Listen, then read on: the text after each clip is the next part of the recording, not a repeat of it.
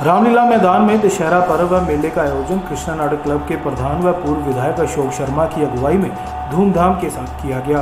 उन्होंने बताया कि हर साल की तरह इस साल भी दशहरा पर्व के पावन अवसर पर रावण, कुंभकर्ण और मेघनाथ के पुतले जलाए गए हैं, जिसे लेकर लोगों में काफी उत्साह देखने को मिला।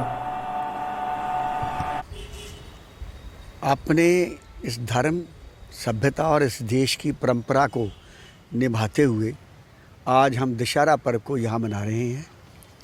पूरे 67 वर्ष 60 और 67 वर्ष हमने इस क्षेत्र के अंदर अकेले ही खड्डी पार ग्रामीण और शहरी क्षेत्रों को मिलाकर यहाँ दशहरा हम मनाते रहे हैं।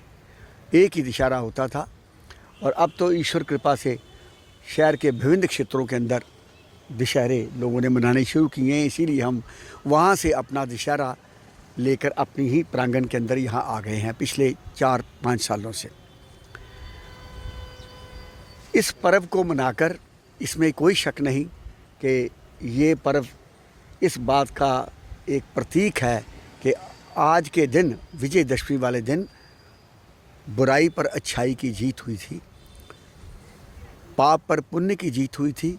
समाज को एक नई दिशा मिली थी कि जीवन के अंदर काम, क्रोध, मोह, लोभ और अहंकार से बाहर निकलकर अपना जीवन यापन करते हुए एक अच्छा जीवन बताना चाहिए।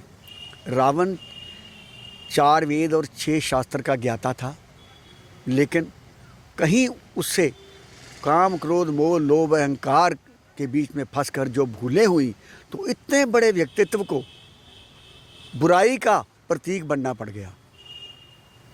तो मैं समझता हूँ कि एक ऐसा संदेश है जो हम सब लोग मिलकर अपनी इस संस्कृति को देते हैं, अपने इस देश के लोगों को देते हैं। इवन यहाँ तक कि हम विदेश के अंदर भी जो लोग बैठे हुए हैं उनको भी यही संदेश देते हैं रावण का के और मेघनाथ और कुंभकर्ण के बुतों को जलाकर।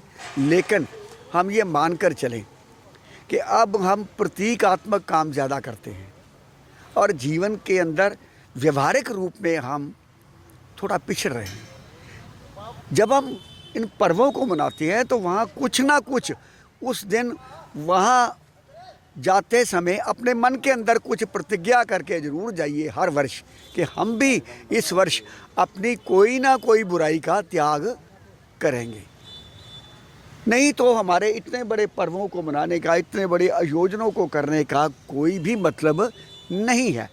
अगर हमने इन आयोजनों को मनाना है, इन धार्मिक पर्वों को मनाना है, तो इससे कुछ लेना भी है, ग्रहण भी करना है। ग्रहण यही करना है कि अगर आज के दिन बुराई पर अच्छाई की जीत हुई थी तो हम भी अपने जीवन के अंदर कहीं जाने अनजाने में अगर कुछ इस प्रकार की कृतियाँ, इस प्रकार के कुछ जैसे कह लीजिए कुछ इस प्रकार की अंदर कुछ वासनाएं, कुछ इस तरह की चीज़ें आ जाती हैं, उससे बाहर निकलकर एक अच्छा व्यक्तित्व बनाएं, जिसे प्रभु राम आशीर्वाद दें, ना केवल एक व्यक्तिगत रूप में बल्कि पूरे समाज को, हमारे पूरे देश को, हमारे धर्म को, और फिर हम तो सभी के लिए सर्वे भवन्तु सुखिनः कहते हैं, सारा विश्व सुखी रहे।